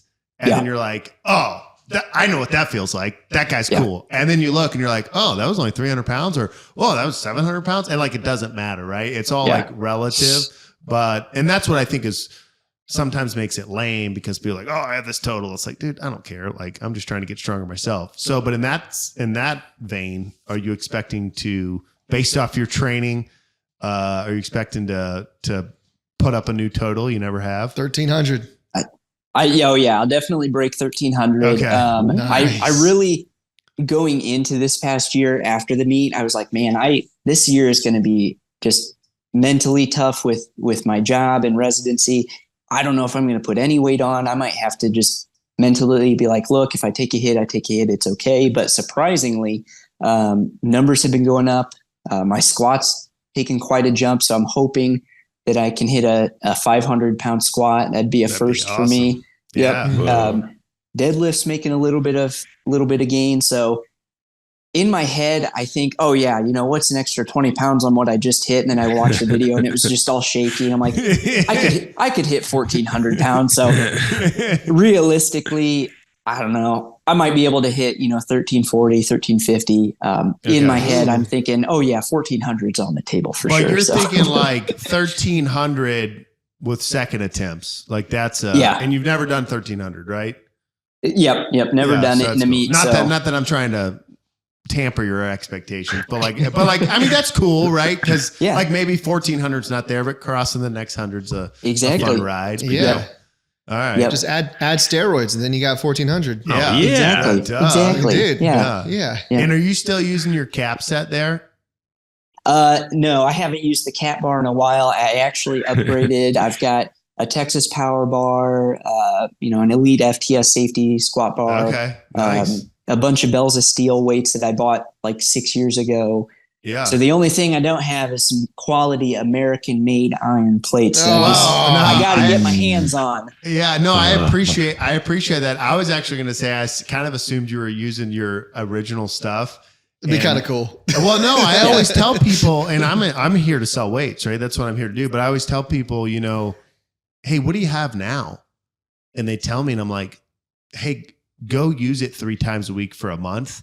Exactly. And if you actually do that, like I would rather, especially if I'm talking to the person, I'd rather sell you a pair of 45s because you're like, I don't have enough weight. Yeah. Sure, I'd love to upgrade you. But if you're not using it, I was kind of hoping you were like, yep, still on the cap set back here. But no, that's good. Yeah, well, but one day we got to get you some exactly. stuff. Yeah, one day. Yeah, we get you some stuff. So yeah, I signed up today. I'm gonna I got doxxed. I did get doxxed. I had to Google what doxxed meant, but you got doxxed. Yeah. Well, I doxxed myself. Oh. So I was talking to Tanner on the phone. We were talking about Lift Hard, Live Easy. That's how they get you. We were talking about some competitions we're going to do at the booth. And I use the term booth very lightly. Like we have one fold out table. We'll have maybe 40 shirts and some hats. Like it's nothing grand, but I was like, yeah, I got to make some videos, I was like, I almost don't want to bring content, Grant. I kind of just want to go and have a good time. And he's like, yeah, Grant, you can't do that. You got to bring content, Grant. We need him for Massenomics. I was like, no, I'll bring him. But you know what I mean? He's like, yeah, I know what you mean. So we were spitballing some ideas. And then he mentioned Tommy was competing. And I had no idea Tommy was competing. And he's like, yeah. And I'm like, man, I would love to compete, but I also want to be able to talk to people and sell the stuff I am bringing. And he was like, well, it's you can do, you can either do the whole thing, bench only, or push pull. And I was like, oh, well, maybe I'll do bench only. He's like, oh yeah, you should totally do bench only. I was like, well, then I can still do everything. And the bench, I won't stress about. I mean, I'll stress about it because I want to do better than I've ever done. But it's warming up a bench is a lot different than warming up a 500-pound squat.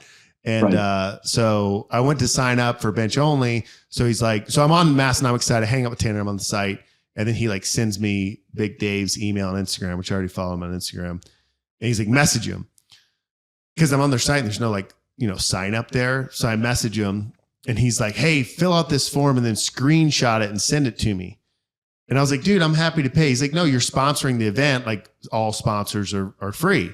And I'm like, okay. So I fill out, screenshot, I send it to him. And then Tanner messaged me when you sign up, tell the Discord, they'll love it. Which, by the way, if you're someone that listens to this, and I know we have some starting strength enthusiasts or Southern Baptist enthusiasts that don't know what Massenomics is, powerlifting, podcasts about nothing, funny t-shirts and stuff. And they have a Discord. If you hopping on the internet at work and not working and talking to people about silly goose stuff, it's a good time. It's a lot to keep up with. I'll give you a warning, but you can join for $3 and help 2 nice guys out in South Dakota. So go become a supporting member. That was the number that he read. He had his date that he became a member number 121. My wife's number 69. Nice. And, nice. So you can go and join and support that. But anyway, so I just took the same screenshot and I put it in Lift Hard, Live Easy Classic thread. Oh. And it's Grant Broggi, address, date of birth, phone number, email. And as soon as I posted it, I thought I should delete What have I this. done? No, I thought I should, before anyone did anything, I was like, I should delete this. And I was like, nah, it's Massenomics. This is my family. It doesn't matter. What could go wrong? And then everyone's like, you've been doxxed, you've been doxxed, you've been doxxed. I'm like, what is doxxed? And I'm like, oh, when people find your personal information. So then I just, I was like, I thought this would lead to birthday presents. And you have my shipping address and my birthday. And then all these memes poop again. And so then I just deleted it, truncated the screenshot where it was just my name and the name of the meet. And they've already downloaded it. And I was like, sorry, my phone's been ringing for an hour. I sold $50,000 in plates. I had to delete it. And anyway, but so I'll do bench only, which I'm excited about. That'd be cool. Yeah, it'll be fun. It'll be fun. We'll eat Taco John's and do the whole thing. Any animals?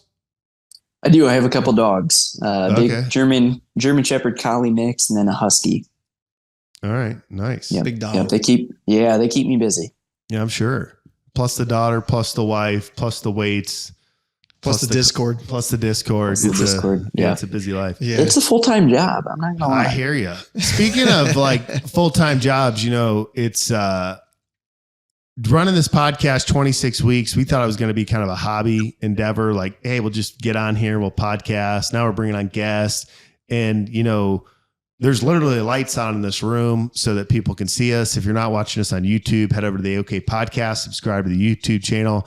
And we really have one friend that keeps the lights on for us. His name's BW, last name Tax, and he runs BW Tax LLC. They're a small CPA firm out of Greenville, South Carolina, but they can really reach anywhere. And he's an avid Celtics fan, BW is. And kind of regardless of where you are, you know, you could be in the military and you might think, hey, I didn't know that Nebraska offers these tax credits for military members. Or you might have a side gig going on, or you might not know your tax, you know, how to list your child as a dependent. And people generally think that, you know, a CPA has to be in the state that they're in. But that's the great thing about being a certified public accountant. You can handle taxes anywhere. And so I didn't want to give you too much information, but we always like the guests to just kind of, you know, maybe tell us what you love about BW Tax. What I love about BW Tax is that they're actual people. They're a small company with actual people. They will answer the phone, take care of you anytime, day or night. Is it 2:30 in the morning and you've just delivered somebody's baby and you're like, you know what? I had this tax question. BW Tax will be there to answer your questions. If you're somebody who went through medical school and you may have a lot of debt because you didn't join the military and sell your soul, and you've got all that debt and you're like, how could I get some tax relief? Who might I go to? Who might have the answers with my numbers? Go to BW Tax. If you join the military and you get a lot of perks, or you've got to deal with a lot of extra paperwork outside of all the other paperwork you deal with your daily job, and you've got a wife and a kid, and you've got to figure out what's the best way to get a return on my investment and get some tax returns so I can go buy some American-made iron plates, you go to BW Tax. You just call them anytime, day or night, they'll be there. And the best part is they're Boston Celtics fans through and through. So no matter who you are, they'll take good care of you. BW Tax LLC. I think he made the soundboard. Oh, he made the soundboard. I think he made the soundboard. That was great. So we got two things left. First, we're going to play you a little song, and based off your military experience, we don't know if you'll know the song, but we hope you do. And then we're going to have you give your best okay that you can give. But is it this? Echo. It's already up. It's ready. Yep. All right.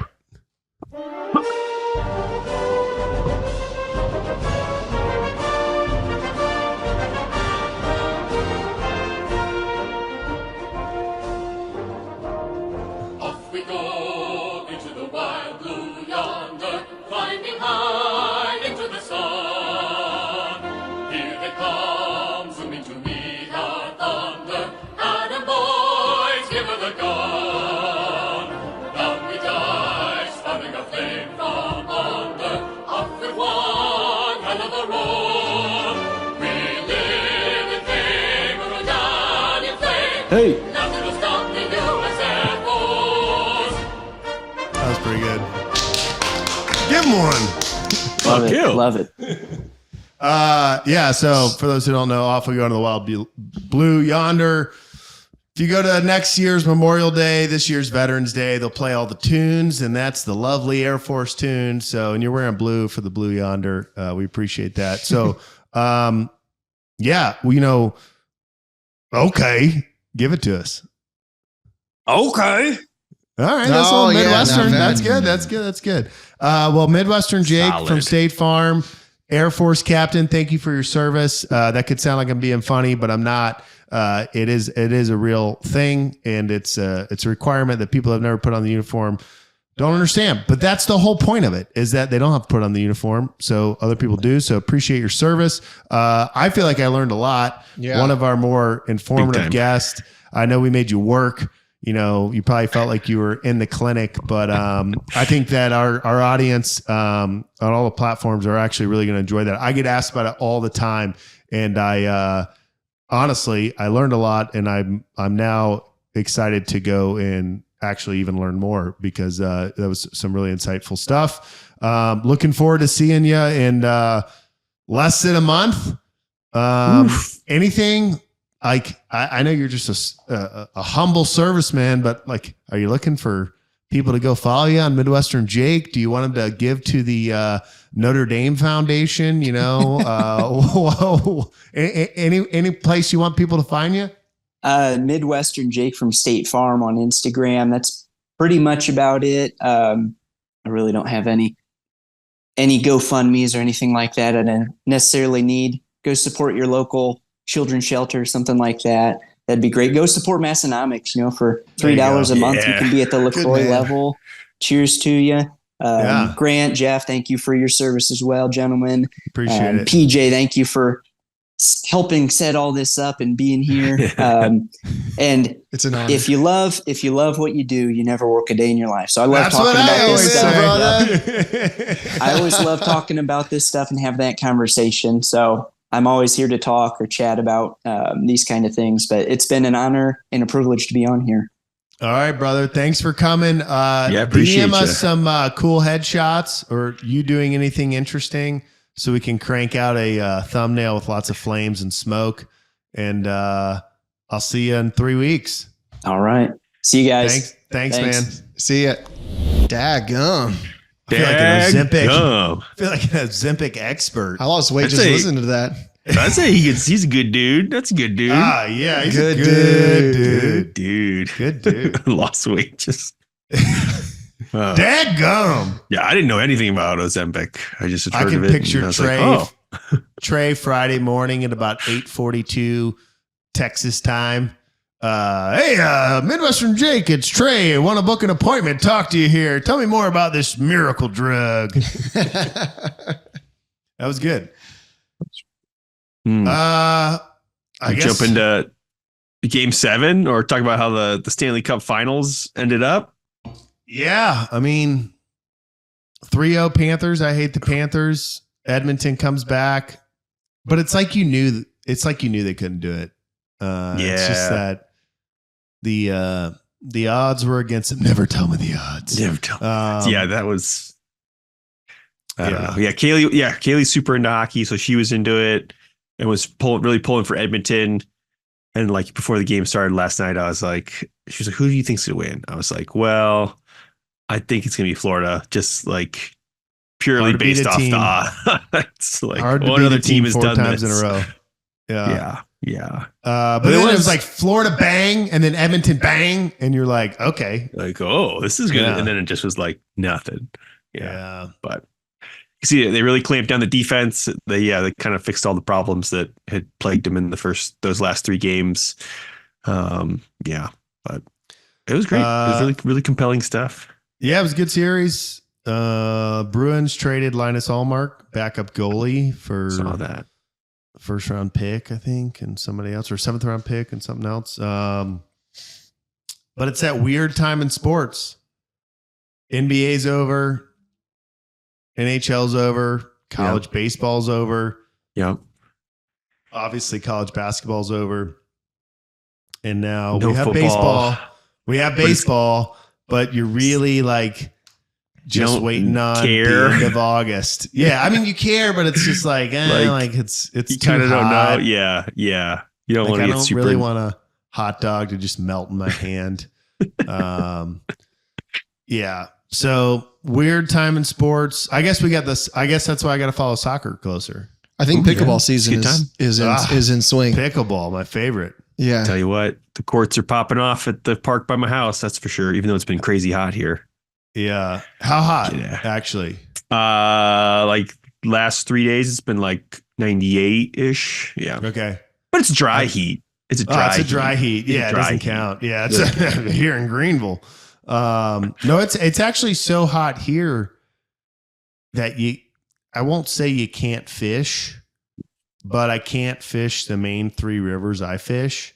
So I'd either have to drive further into the mountains, and right now I usually drive between an hour and a half. So I'd need to drive like 2 or 2.5, or I'd have to know like spring creeks, you know, where the water's cooler. Yeah, which I'm like Googling and reading blogs and stuff, but I don't know. And then it's like, I don't I don't want to be the guy that's out there fishing. Hey, what are you doing? That water's 68 degrees. Yeah, so, those fish are gonna fry their brains. Yeah, so that's kind of sad. Yeah. But I guess that was due to happen. I guess everyone here switches to smallmouth when this happens. Oh, interesting. Which I feel like, I don't know, I've never done it, but it seems like a completely different style of fishing. But they're still doing it on a fly, and they still do it on some of the rivers. But I guess the smallmouth it's everyone's catching smallmouth now. So that's when the jaw's in front of the eye. It's when the jaw's in front of the eye. Okay, that's right. Yeah. I learned that. Yeah, they have a small mouth. That's where it comes from. Well, they fight hard, not like those dumb largemouth bass. Lazy ass fish. Yeah, lazy ass largemouth. Lazy mouths. That's what I call them. Lazy mouths. So let's see. Trey couldn't make it today. He'll be here next week. We got another guest. Trey, Jeff, Trey on the brain. Anything left in the slide deck? I mean, we're at an hour and 45. I feel like Jake really delivered. That was pretty much it. Yeah, you guys start watching the Euro and then Copa America, Team USA involved in that. So I'm all about USA. Yeah. When does Copa America start? That started last week. Okay. Yeah, last week. So that's like then the tournament that's like North America and South America all in one tournament. Okay. So normally there is like just a South America tournament and like just a North America and Central America tournament. And then this year it's like this summer tournament is now like North America and South America. So like Brazil, Argentina, US, Canada, Mexico. It's a good one. It's a good one. Okay. And it already started? Sorry. Yeah. US played on Sunday. Looked really good. Do we won win? 2-0. Hey. Against? Yeah. Oh gosh. Who did they play? South America. Central America. Was it? I can't remember now. Bolivia. And it was like, they should have beat them. So like they like actually like looked good against a team they should look good against, which usually doesn't happen. So it's like, it's good. It's good. Okay. When do they play again? Thursday is their next game. I can't remember who the opponent is. Is it the middle of the day? They've been playing like in like the evening, I think. Okay. Like you probably like your time, like 6 p.m. Okay. Nice. So right as like you think it should be cooler and it's still really hot. Exactly. Yeah. Don't worry, it's dry heat. Panama on Thursday. But a lot of where do they play? Yeah. Panama. He's not saying animal, just in case anyone's wondering. Well, PJ, I think it's your turn to sign us off. Is it? Yeah. Yes. Oh, I just like how Trey does it. He goes like, "Hey guys, just do it like that. Let's just talk for a minute. Let's just have a heart to heart. Want to thank you for listening to episode 026 of the Okay podcast today. We covered a lot of great stuff. The most important thing, though, is that you give us a little follow. You know, we provide this show for you. Costs you nothing. Takes you 2 seconds. All you got to do is click a little follow button on the like and subscribe buttons. What is it?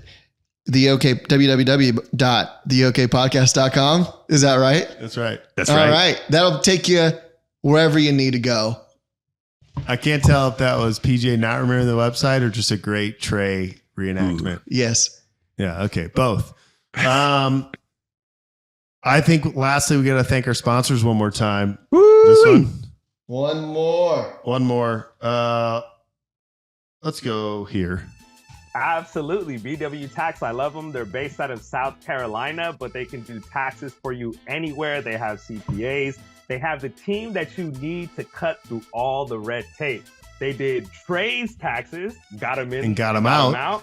And we got to mention that whenever you're calling them, don't think you're going to be talking to some chat GPT, some bot. You're not going to be put on hold for 25 minutes and then told we're going to call you back and then end up at church when they finally do and not be able to answer because you're in communion. The people that are around you. And how could you possibly stop? When you make the call, they're going to answer. BW Tax LLC from South Carolina to everywhere. Woo! So good. Thanks for listening. We'll see you next week.